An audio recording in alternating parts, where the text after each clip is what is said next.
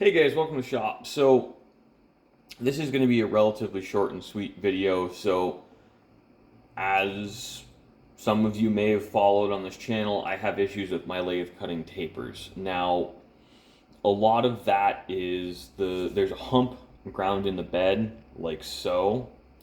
That really shouldn't be there. That is, unfortunately, and that's what you get with some of these less expensive machines. So I level it to the first basically 16 inches of travel because that's where I do 99% of my work.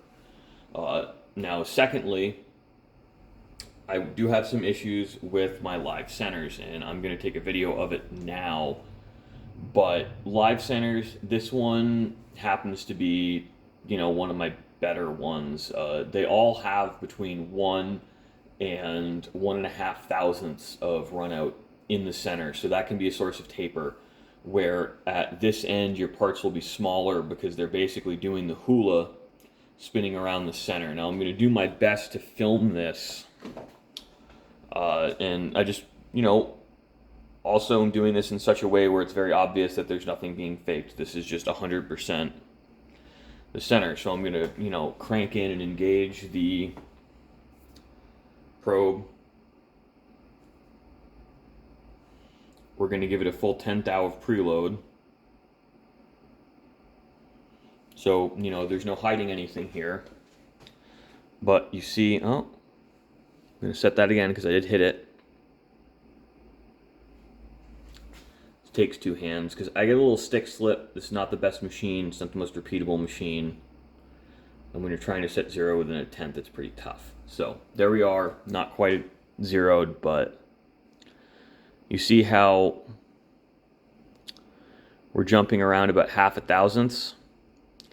Now I can deflect with just light thumb pressure. I can deflect almost 2.5 thousandths, and it doesn't return to zero. Now, what that tells me is we have some issues in the bearings with this. I think the preload's not right.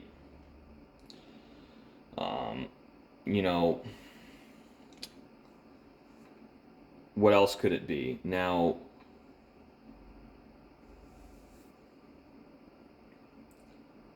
it could be deflection in the tailstock. However, those bolts are pretty snug on it. I think that's unlikely because whenever I check alignment, I don't have issues. Now, I also align off a dead center because my dead centers are ground much truer than your live centers. Now, in your live center, you have a lot more sources of error. That's why they're very expensive for proper precision parts. Now, these are $50 or $60 ones from Amazon. They're not top notch. I don't do a lot of very high precision work. So for me, it doesn't make sense to buy very high precision live centers. That's just a personal choice. But if you're cutting tapers and you're smaller on the tailstock end, even after alignment, start looking at your centers. Dead centers are still the most precise ways to go because, as you see, there's a lot of deflection in these just from finger pressure. And they don't always return back where they started. So that's something to remember. And when I'm loading these bearings like it would be in use, we're still getting, 6/10 thousandths of an inch plus, deflection from the cut. So, there's a lot to go wrong. Now, you're not getting pure side load in this axis when you're cutting. You're kind of getting the load basically moves upwards as the part turns. So there's more to it. But, all in all, on my Edge Technologies alignment bar on the headstock end of the lathe, I will usually get 1 to 2 10 thousandths of an inch of run out on a dressed live center or dead center held in a chuck or in the headstock itself. you know, it just sticking them in and out, they repeat to usually within 3/10,000ths of an inch on the headstock end, which I think is perfectly adequate. So, you know, live centers, if you really need precision live centers, start looking hard at buying high quality, relatively expensive ones.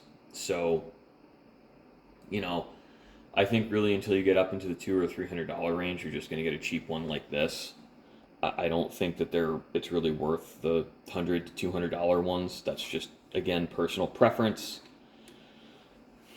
I don't have enough experience with stuff in that range. You know, I have experience with the cheap stuff and the really expensive stuff, not the stuff in the middle. So thanks for watching, guys. I hope if you're having trouble on your lathe, this might help you out. And if nothing else, it was kind of interesting.